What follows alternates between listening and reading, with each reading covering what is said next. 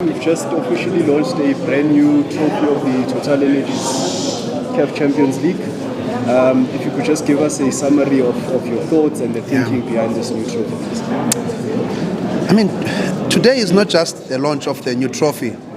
I think today is a significant day in repositioning African football. It's a significant day in positioning and repositioning African club football, giving it a new direction. The president of CAF, Dr. Patrice Motsepe, has been talking to us and pushing us to make African football amongst the best in the world. Now, what does that mean? We cannot talk about African football being amongst the best in the world if the product doesn't look good. And we had to start and look around at the broadcast product. We had to look around at the branding. And more significantly, we had to look at the trophy. The trophy itself. Now, there was a big debate about the trophy. How should it look like? Should we move completely away from how it used to look like? Should we introduce a new product? Or what do we do? And I think at the end of the day, we all decided that we stay with the tradition, but we improve it. So the trophy you see today, 25 to 30% looks like the old, but 70% is completely different. It feels different. It looks different. It's got much more details. And we are very, very excited about this and looking forward to whoever wins between Mamelodi Sundowns and Pyramids, of course, this new trophy. So the first team that is going to be the winner of this will have its name engraved in front, all the previous winners at the back. So we honor the past, but we look forward to the future as well. Something a bit different. We deal a lot with the TV rights and how complex it is to sell African game, especially at Champions League and AFCON. The product is very good. Yes. How difficult it is to sell? I mean, I remember when I first took the job of selling the rights 4 years ago, no one wanted to listen to us because of where African football was. And I remember telling my president, Dr. Motsepe, that, listen, this is a very difficult sell. He said to us, go back, reinvent, rebuild the product, make it strong again, make it appealing, make it amongst the best in the world. And that's what we have been doing. We've been investing and looking at how we can invest in the product. And I think you can see now, the broadcasters in Cote d'Ivoire, sorry, in the AFCON in Cameroon, we had about 50 to 55 broadcasters. But in Cote d'Ivoire, we had about 110. That's the confidence. We had Sky TV showing all the matches. So it shows that if you are investing in the product, the results, the net effect is that there is more confidence in the product, which is what the leadership of Patrice Motsepe and Dr. Motsepe has done in African football. It has brought confidence. It has brought belief. And of course, this is translating into the commercial success, thanks to TotalEnergies and a number of our partners. I must also thank broadcasters like SuperSport, SABC, Bein Sport, Canal Plus, who are investing and putting their money where their mouth is in African football. Mr. September, please take us through the importance of having such an event such as the Champions League, more so on the weekend celebrating Africa Day. What an exciting question. What an exciting question. I think when we celebrate Africa Day, we say people must be proud. But what are you proud of? You can't just be proud in slogans.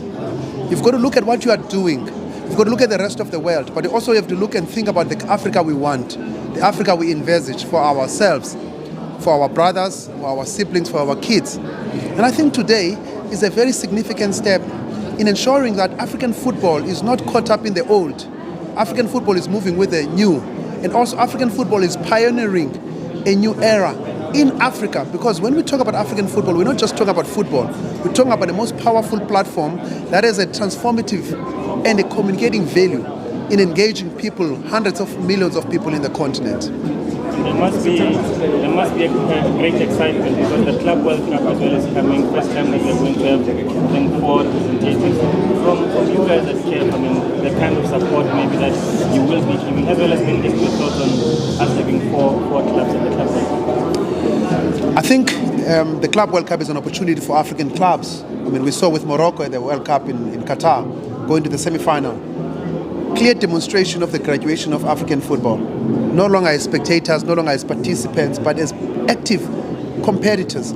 So we wish the clubs, Mamelodi Sundowns, Esperance de Tunis, Sportif de Tunis, Al Ahly SC, Wydad Athletic, all the best. And as CAF, we are giving him all the support. We're engaging with FIFA.